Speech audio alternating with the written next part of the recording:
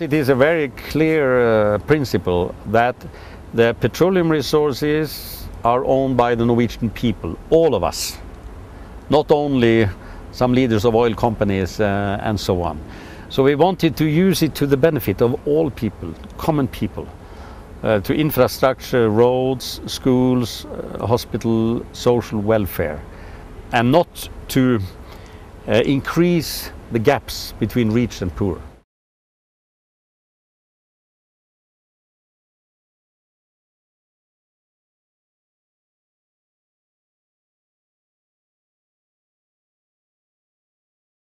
We wanted to invite international oil companies to contribute to the production, but under the full control of the Norwegian state, because we own the oil and gas. We had no experience to be a petroleum nation. We had to make the legislation. We had tough discussions and negotiations with the foreign oil companies, which had experience from other countries and so on.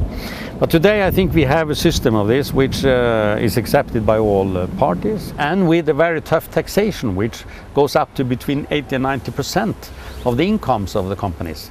Some were afraid, will the oil companies leave the Norwegian shelf under such conditions? Right. They have not, because it's still much income for them, because we are talking about billions of dollars, and that's huge money.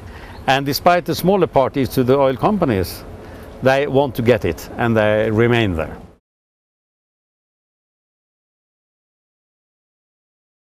If we took all the incomes, the annual incomes, into our annual budget, we would overheat the economy. The economy would come out of control with a high inflation.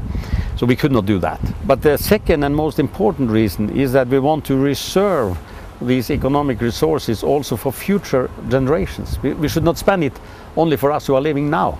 Because in 50 years we probably don't have more oil. In 100 years we don't have more gas. And what shall people after 50 and 100 years live of?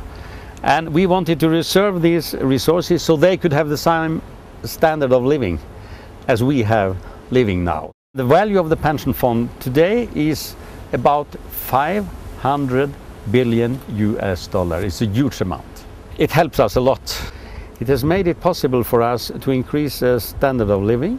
We use it to infrastructure, roads, schools, hospital, social welfare, which has a value not only for our generation, but also for future generations.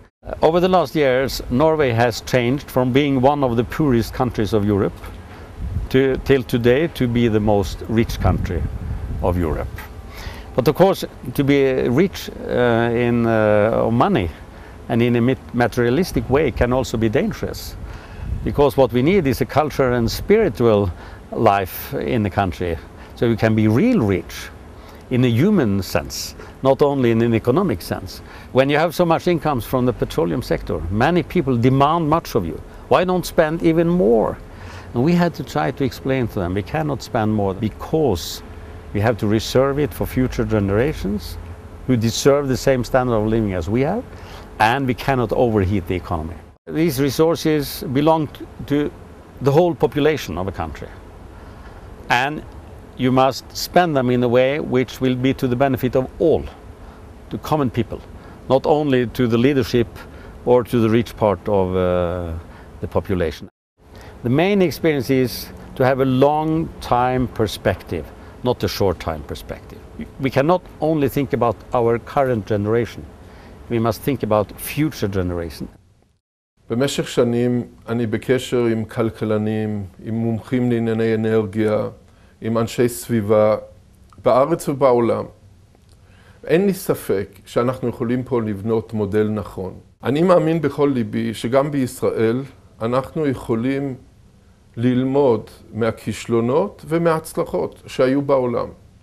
ולבנות פה מודל ייחודי שלנו, שיענה לצרכים שלנו, ושהם יחוללו, שוב, בתכנון נכון ובתפיסה לעולם חברתית, יכולים להחזיר אותנו לאיפה שהיינו צריכים להיות.